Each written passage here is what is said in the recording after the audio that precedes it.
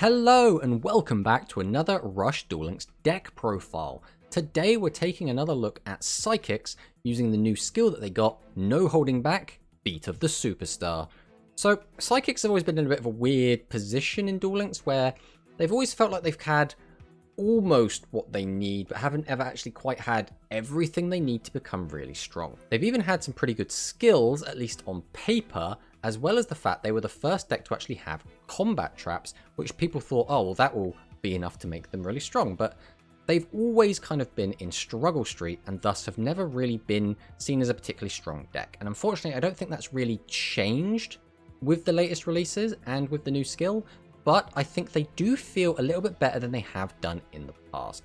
So let's take a look at the skill first. No Holding Back, Beat of the Superstar. So this skill can be used if the only monsters with 1400 or more attack in your deck are psychic type monsters with 0 defense. So that is already fine, right?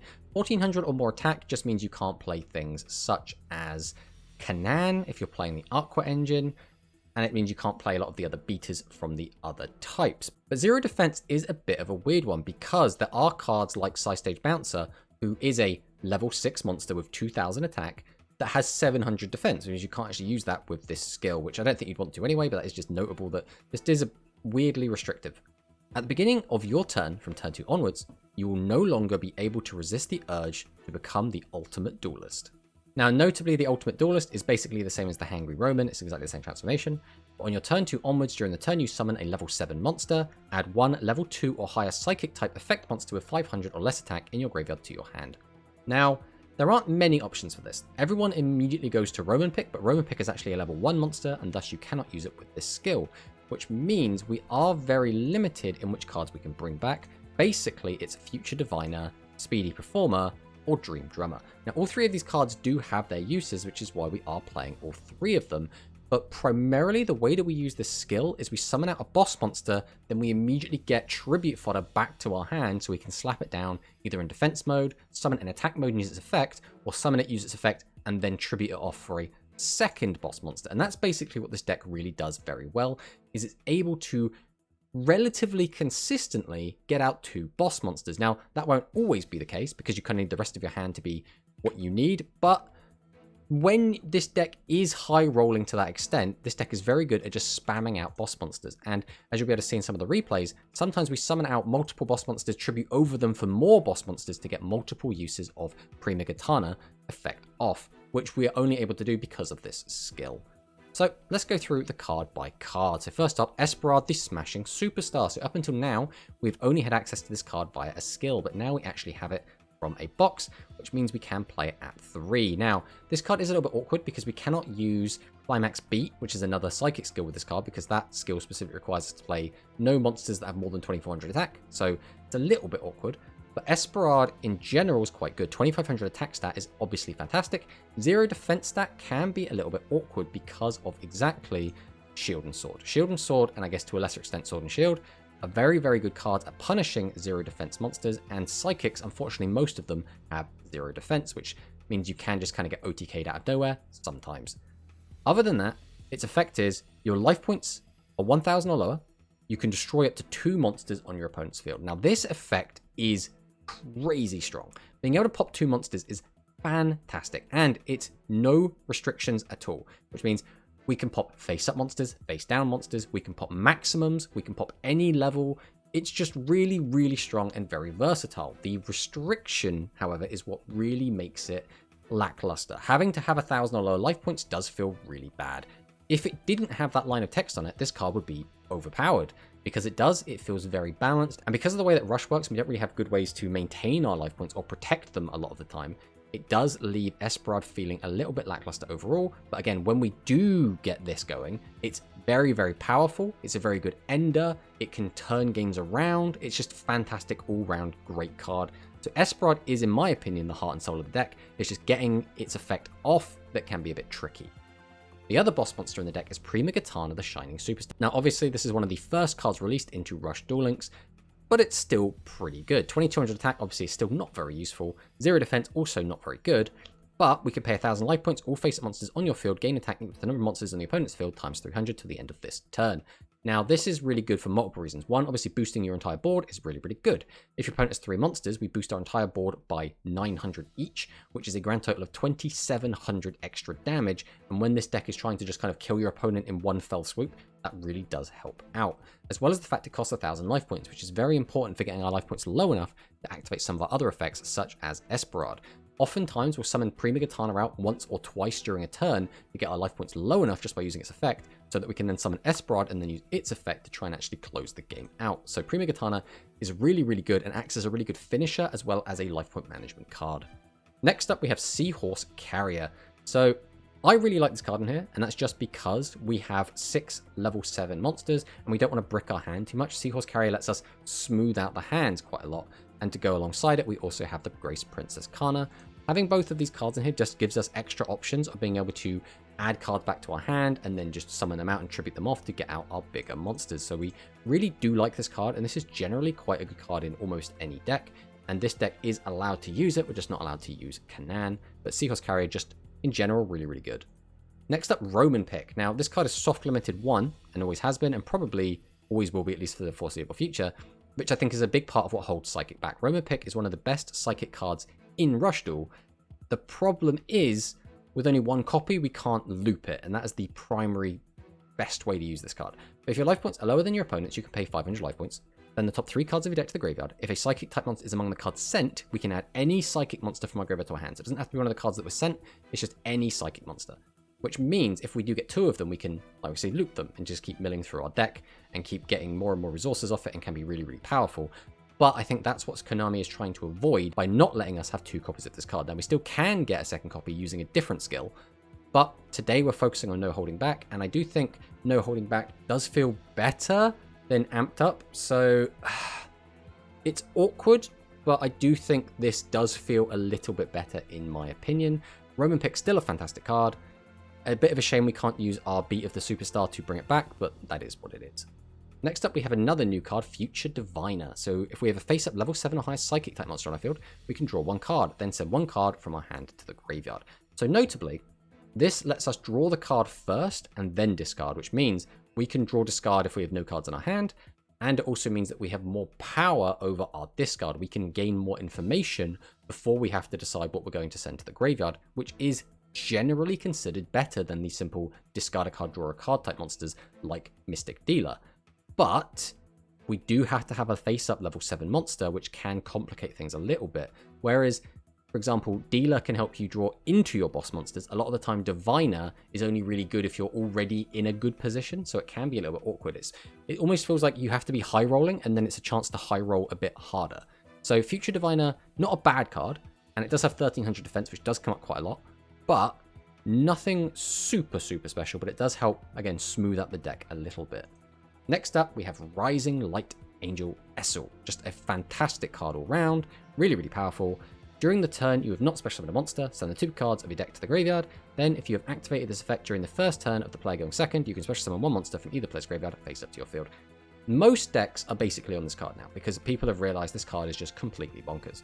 Being able to get an extra body if you're going second and it's your first turn is always really good. We can just use it as tribute fodder, or if we high roll, we can cheat out one of our big boss monsters and just have that immediately, which is really, really strong. But on top of that, even if we draw this later into the game, the mill effect is still relevant because this deck plays a lot of cards that we want to see in the graveyard. We want to see Hana in the graveyard. We want to see Babysitter Goat in the graveyard. We want to even, in some regards, see our boss monsters in the graveyard because we can recycle them using Roman Pick or using Monster Reincarnation.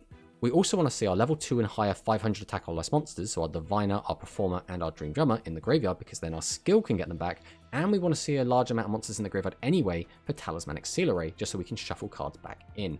So there are a lot of things that we have in this deck that really want to be in the graveyard, and therefore just milling cards in general is really good. Essel is arguably one of the most powerful cards in the game right now, just because when you do high roll with this card, you can high roll extremely hard. Now, high rolling into an Esperard or a Prima Katana, not as good as say like a Dragius or a Trigger Drago, but still good nonetheless. Getting out a large attack monster is always going to be really useful, and that's why Essel is one of the best cards in the game right now. Next up we have Speedy Performer. So again, a target for our skill. If your opponent has a monster on the field, send the top card of your deck to the graveyard. 1 face-up monster on your field gains 400 attack to the end of this turn. So this is okay, right? A lot of the time we will find ourselves in a situation where we just need a little bit of a push. And that will happen often with Esperard. Esperard obviously is not very good at clearing other 2500s.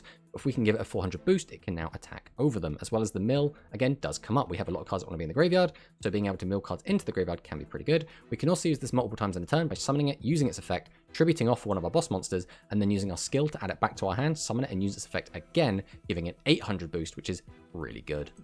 Next up, Dream Drummer. So this is the last card that we can use with no holding back. Beat of the Superstar. We can shuffle one Psychic type monster from your graveyard into the deck, shuffle one monster from your opponent's graveyard into the deck, then if you have a face-up normal monster on your field, you can gain 500 life points. So we don't really have many normal monsters, we have the 6, but oftentimes we won't be getting that part of the effect off.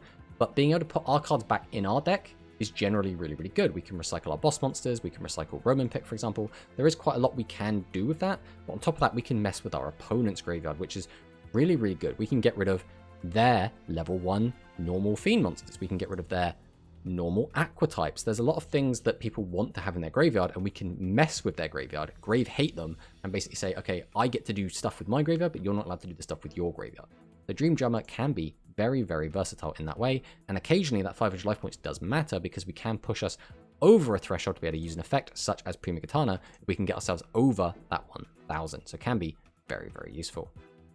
So there isn't really much to say about Kana and Goat, but basically we play these because 1400 defense is pretty good, and these are pretty good into specifically Royal Rebels and the Hell Tuning Invasion that flips them up. Now these are specifically very bad into Harpies because Harpies will change our monsters to attack and then attack over them, whereas Hell Tuning Invasion typically will flip our monsters up and then try and destroy them, and if they specifically have heavy metal, heavy metal has to pick the lowest level, and Babysitter Goat's level 1, so for example pop that, gain 0 attack because it has 0 attack, and basically doesn't really get to do much.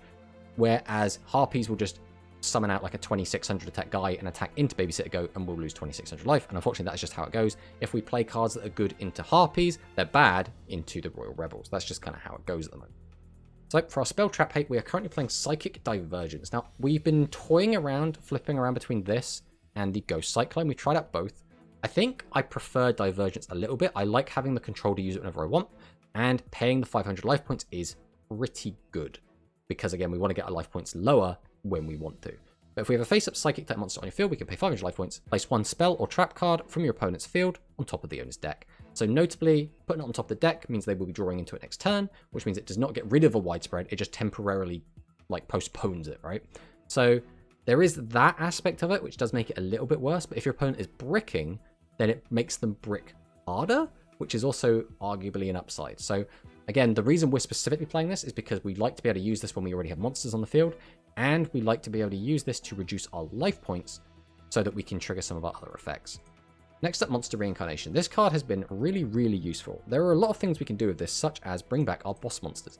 We don't have a ton of ways to get our boss monsters back once they have gone to the graveyard, so being able to get them back using Reincarnation can be really strong. We have lost a few games just from using all of our boss monsters very, very early, and then not having anything for the late game, no actual power left.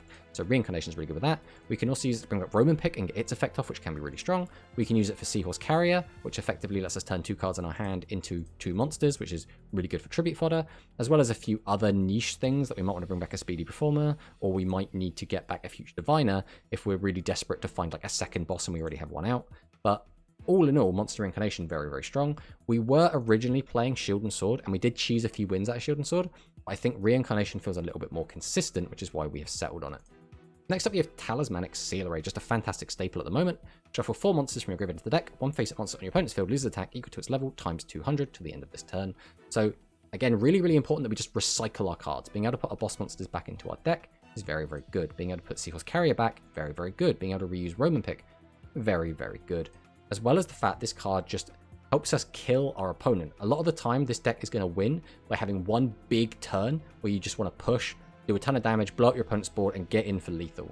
So this really does help with that, as well as it gives us a competent out to maximums when our life points aren't at 1000 or less, which is something we're always going to need in case we get turn 1 maxed, for example. Next up, Widespread Ruin, just the best trap in the game. It's fantastic. It pops a monster. There's not really much need to be said about this. It is just amazing. Everyone should be playing this card. And then finally, King's Majesty. This is the reason we're on the Babysitter Goat. King's Majesty is one of the only ways we have to deal with specifically Royal Rebels and Overlord.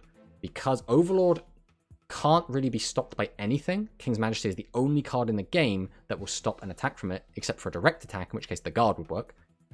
But King's Majesty is also versatile enough that it works against every deck. As long as a deck is attacking, we can use King's Majesty to stop an attack. So very, very versatile, very, very powerful, works against some of the best decks in the format right now.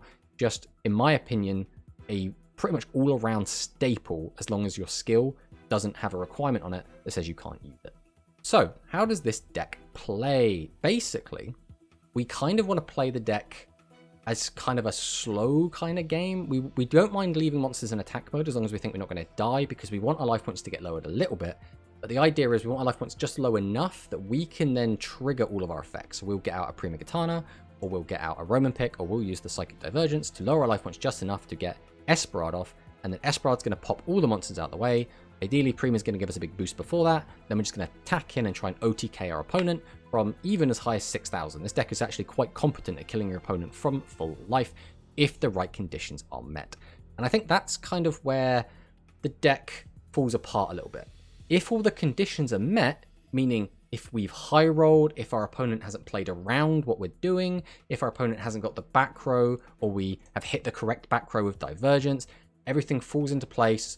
We can wipe the whole board, we can attack in for over 6,000 damage, and we get to feel really, really happy about that. But how often does that actually happen? Now, it happens an okay amount, but not enough that I would feel consistently. I don't feel like I could take this deck to a tournament and expect to win it. I think I could high roll into winning the tournament, for sure. But I don't think I could go in and be like, oh, I'm definitely going to like top 8, I'm definitely going to top 4 with this deck, because it just feels very inconsistent, and I think that's it. It feels a little bit like Overlord in that regard, where sometimes you will just hard draw the max and it'll feel really, really powerful, and you'll kill someone in 2 seconds and you'll be like, haha, I didn't even really have to play the game, I just summoned the maximum one.